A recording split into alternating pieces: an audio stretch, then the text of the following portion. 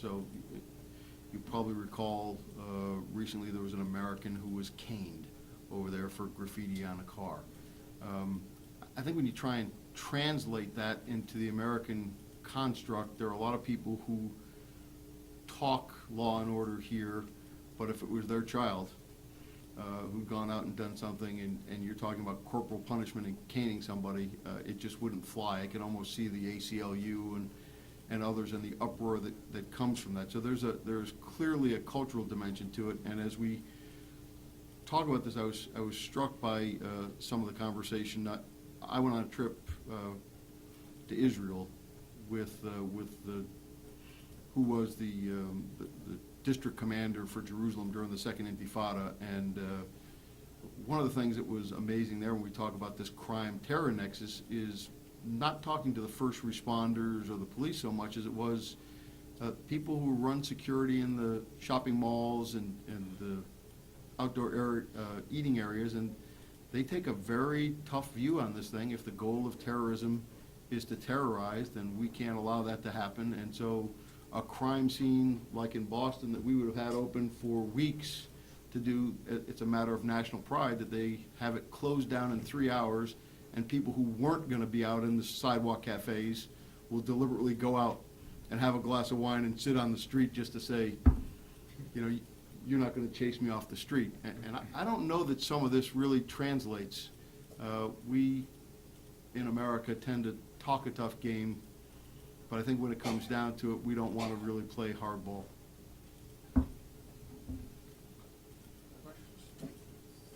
Sure. I had one question for Mark and one for Vanya. One, I remember you were implying in your talk, Mark, that you had you thought that if we legalized marijuana, these same multinationals would move over to things such as cocaine. What about things such as clean needle programs? What do you think of that, where you're actually removing the need or the desire for the addicts to go out of their way to buy from illicit sources? And for Vanda, you were talking about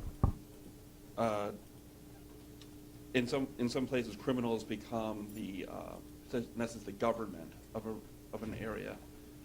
I wanted to comment on the fact that, or certainly what I've read, that a lot of Miami, Florida, a lot of the infrastructure that developed there during the 60s and 70s came about because of the cocaine culture that developed.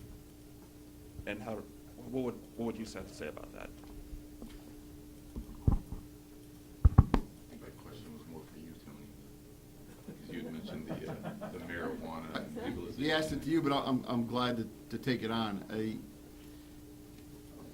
I think in the same way that Vanda sort of cautioned nuance and to look at the complexity of the issue, I've heard the argument many times. Look at the alcohol industry, and did that spawn organized crime in America?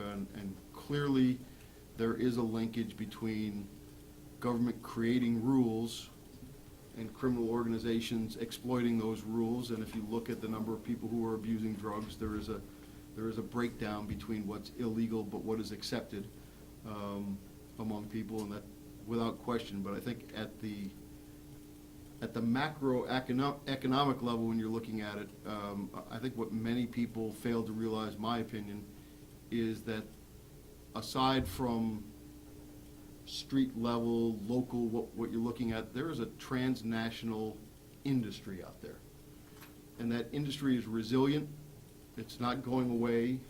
People who have made tens and hundreds of millions of dollars in illicit profits, if you could make that go away by legalizing the marijuana trade or handing out free needles, you haven't eliminated the problem, you've changed it. And those people, and we actually saw that in the real world in Markstown when the Ariano Felix brothers from Baja California were very strong. They really controlled the Logan Heights gang on the San Diego side, and they were a large transnational drug gang that did a lot of things, they have been largely decimated through rivalry with other gangs and law enforcement action.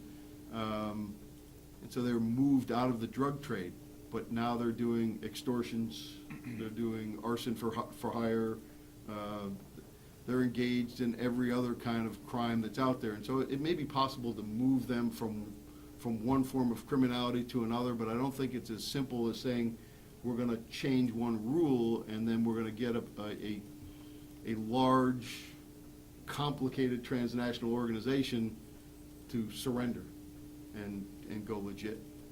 I just don't see it. I'll just say that I'm a big fan of Malcolm Gladwell. I don't know if you've read any of his books. I'm reading his recent one about David and Goliath, and he discusses the drug culture in Vietnam amongst soldiers, and that about 20% of them were addicted to opium, and that when they came back, there was a fear that there would be a big opium addiction. But actually, for a lot of them, when they came back, the culture that they re-entered didn't accept opium use. You know, specifically talked about one gentleman went back to, I think, Minnesota, and his girlfriend, his future wife, wasn't going to let him smoke opium, and he started working and doing other things that eventually got off. And they just didn't see that 20% translate when they came back. It actually ended up being about 1%. And he suggests that it's not about making unnecessary laws and that sort of thing. It's about having a culture where, you know, we don't accept that. Unfortunately, what I see is, as a culture in the U.S., we're starting to accept marijuana use as being a norm and not a bad thing. And I'm sorry, but shouldn't be a norm, and it is a bad thing. And we could sometimes hardly hire police officers now because everybody seems to have smoked marijuana and then something harder than that. You know, it's often been termed a gateway drug. So I think we really need to look at ourselves and stop making excuses. Oh, we need more laws, or just legalize it, because I don't think that's going to help. I think it's about setting a culture, a tone that we're not going to tolerate that kind of nonsense. Because as Tony pointed out, you know, our need, our fuel for these drugs as a nation is what is funding terrorism and funding these criminals. And shame on everybody in the United States that does hard drugs or even not hard drugs, because they're funding, you know, these cops dying and that cop's head being on a stick. And that's just the truth of it. Nobody wants to say it because they don't want to look themselves in the mirror, I don't think.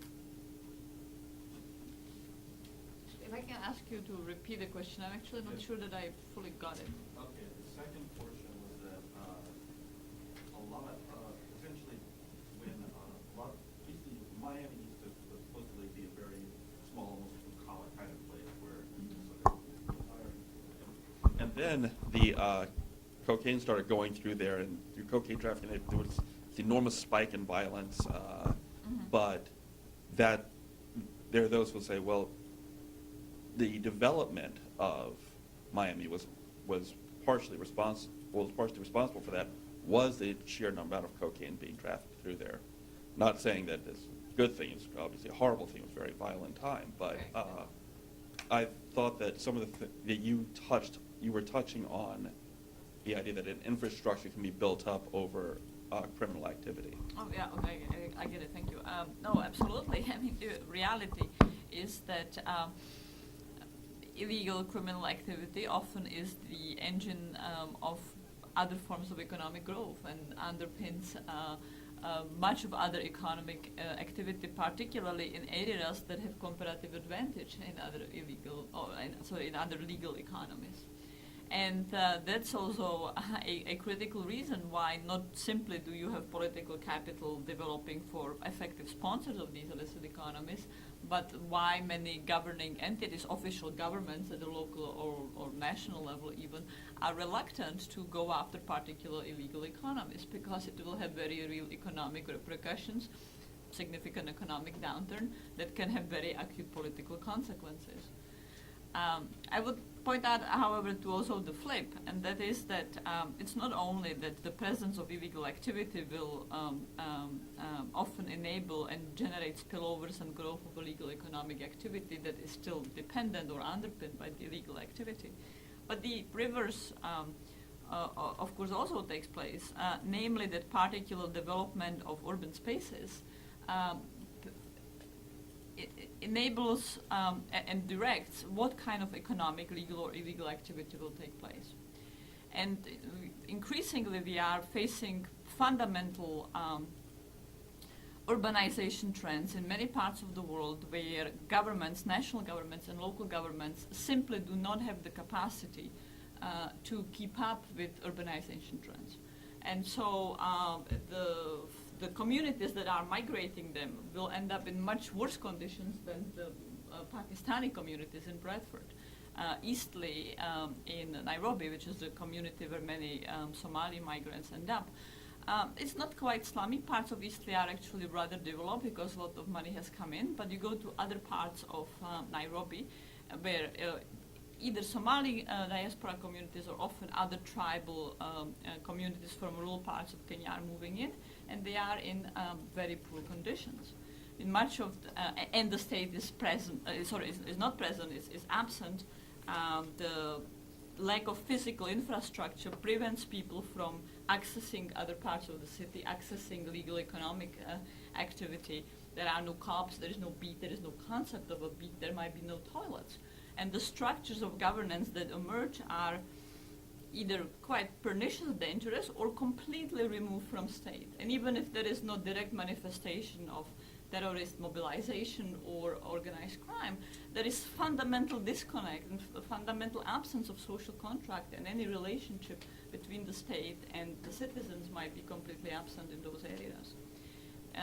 In Mexico, much of the very violent contestation in places like Tijuana or Ciudad Juarez is precisely taken in the colonias that emerged as a result of the maquila growth, where many people from other parts of Mexico would be migrating since the 70s and particularly intensely since the 1990s, but where the state never bothered to create any sort of access to socioeconomic goods or public goods. And so it would take parents waking up at 4 a.m. to go buy some sort of bus-like thing for 3 hours to deposit their kid. They would then go in school. They would then go do 12 hours to work in the maquila under not exactly fun conditions, and sometime at 8 o'clock at night would travel another 3 hours to collect their kid from somewhere. And of course the kid was on the street, probably joining gang. And poor urban design or lack of urban design can stimulate and generate illicit economies and alternative forms of governance that could be dangerous, as much as illegal economic activity can be a foster of legal economic growth. Can I just pull on that for one? question? Go ahead, I'm sorry. One last question? Hi, I'm sitting behind a pole, so I'm going to stand up. Stacy Luck from Special Operations Command. Being a little bit more forward-leaning and going to your point on authorities, do you think today that U.S. policy for the convergence of crime and terror is overly broad and being narrowly employed, or narrowly broad and broadly employed? It's a great question. From my view, and I'd be fascinated to hear from the others, from my view as somebody who spent 30 years in law enforcement, there is a clear imbalance between missions and authorities and funding. And what I saw over the span of my career is that the missions and authorities, this is prior to the global war on terrorism, largely rested with law enforcement, and the money and resources rested with DOD. And it was, thankfully, the Central Transfer Account, the Deputy Assistant Secretary for Counter-Narcotics and Global Threats, they're able to work some magic and actually rectify some of those imbalances. The global war on terrorism has given the military a much broader role, and I think linked to the authorized use of military force and the GWAT, we see particularly the Special Operations Command and others engaged from DOD in a much broader way. The concern, my concern, I think that I voiced in there, it's easy to make a leap from what started off as radical Islamic terrorists who attacked the United States on 9/11, and some examples that I can't really use here in this forum, but to extend that and say, for example, that cartels in Mexico are engaging in violent activity with the goal of undermining governance in our nearest neighbor, and therefore that same authorized use of military force and the same tactics might be employed. There are all kinds of dynamics that make that not useful, but I think it is quite possible to try and stretch this to a point where we get ourselves in a lot of trouble. I think I would echo that. I don't think it's so much issue of broad or narrow. What disturbs me most is lack of specificity and nuance, and very much a tendency to take policies partially because we are used to adopting these policies in other contexts and shove them onto contexts that they might be not just ineffective but counterproductive. Well, it's easy to blow stuff up. It's kind of hard to change people's minds, isn't it? And kind of my point with the kind of the more overt things could apply nationally. I think too. I don't know that the whole NSA issue is making us a lot of friends around the world or helping us with our allies. I know I was in civil affairs mostly with the Marine Corps, so we were out there trying to win the hearts and minds, so to speak. And pretty much all the resources and the missions were towards special ops and doing combat missions, which are good, but then a couple people are left holding the bag at the end, trying to do that nation building thing with nothing. I remember being out in Kosovo having nothing to give or to share or to help anybody with, but having to run around and actually coordinate, all these other nonprofit groups and international groups to try to help the community and get it functioning. Because as Vanda said, when there's a gap in there, when there's a space, vacuum, whoever can come in and fill that will fill it. And so we haven't really done a good job, if we're going to look honestly with ourselves, when we go into these nations. And I was in Iraq when we first took it over, but we didn't have the plan on what happened next, and that's just the honest truth. So are we going to keep repeating that mistake? We're going to maybe beef up the other side of it. Hope that kind of answers your question.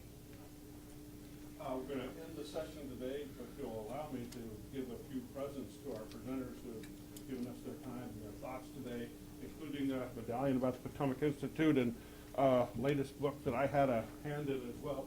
I like to give these away because then I can say that we produced and distributed several thousands of copies. We don't sell it, but we've been able to give away a lot. So thank you very much for coming. We really appreciate the time.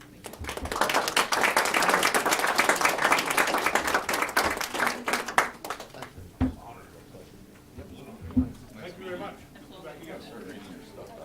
See you again soon.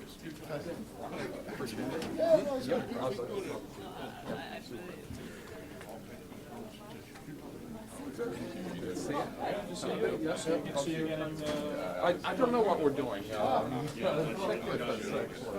Tony, Mike's here, obviously. Go back to them. Right away or later? We're not far. Yeah, exactly.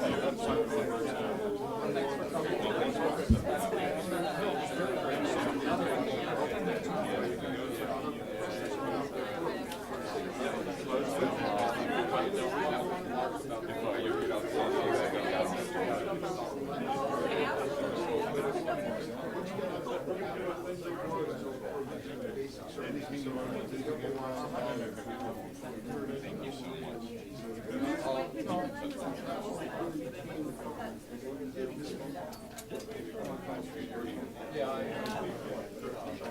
And I slept. That was I was in pocket. Luckily it wasn't like knockout. It was quite clever, really. My stupid reflex. I had an argument for some punch the cup of candy. I wish I could say that again. You got a shot in. We were exploring the final picture, so I had some fun and I told her to get by you. Just a punch him. It is so good. Is that here in the States? Cool. Cool. Okay, how cute.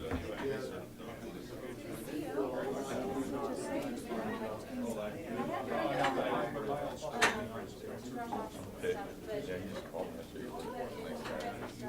Nice guy. On the military side, the one thing that you didn't mention, that wasn't long ago, No nose. urinalysis, drug testing of the soldiers from the back.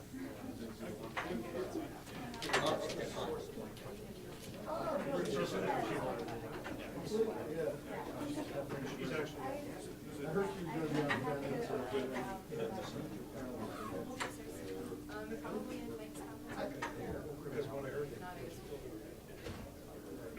Convergence, I think so.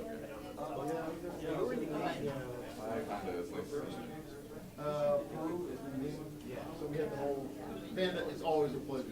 And I love the presentation, great. Rename something, less dangerous criminals.